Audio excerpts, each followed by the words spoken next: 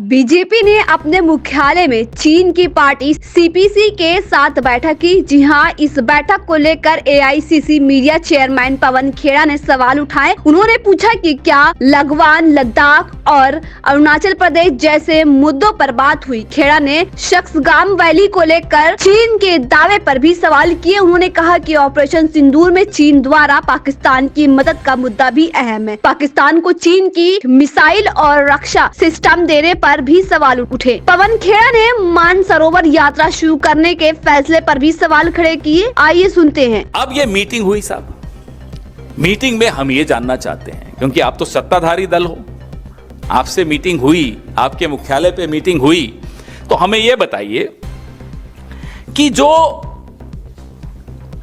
चीन ने हमारे हितों पर कुठाराघात किया है, क्या उस पर चर्चा हुई? गलवान से लेकर लद्दाख से लेकर और अब जो नया कल जो दावा किया है उससे शक्सगाम घाटी कश्मीर, कल ही बैठक हुई और अभी दावा भी हो गया कि शक्सगाम घाटी जो है कश्मीर की वो चीन की है। क्या आपने इस पे चर्चा की?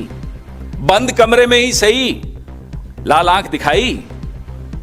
ये जानना तो देश का हक है।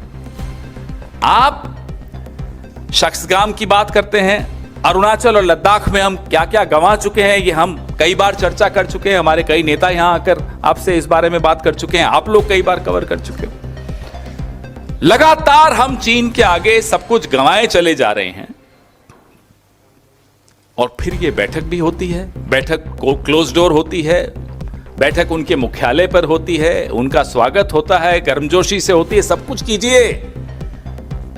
उस बैठक के कुछ घंटों में शक्सगाम घाटी तक पे क्लेम, दावा चीन ने कर दिया। इसका भी जवाब दीजिए, इसका भी खुलासा कीजिए। ऑपरेशन सिंदूर में क्या हुआ? फौज के बहुत आला अधिकारी ने खुद बोला कि चीन पाकिस्तान को खुलकर मदद कर रहा था। क्या इस पर भी चर्चा? So few lessons that I thought I must. हाँ, चलाइए। As far as Operation Sindoor is concerned, firstly, one border, two adversaries. So we saw Pakistan one side, but adversaries were two, and if I would say actually four or three actually. So Pakistan was the front face.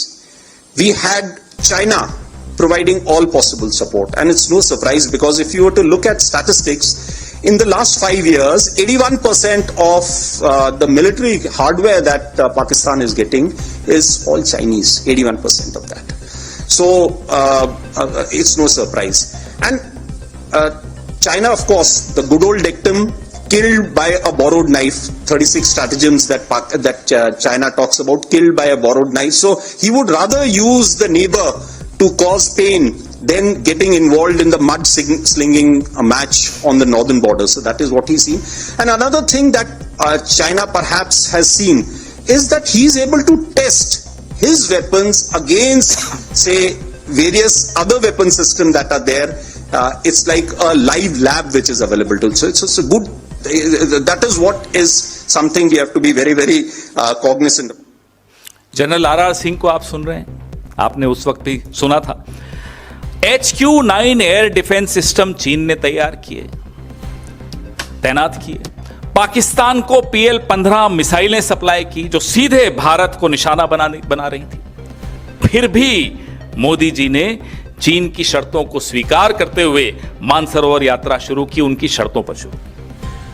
मैं आपको कई वृतांत, लंबी press conference है, क्योंकि बहुत कुछ पिछले 10-11 साल में हम गंवा चुके हैं। छवि के अलावा भी बहुत कुछ गंवा चुके हैं।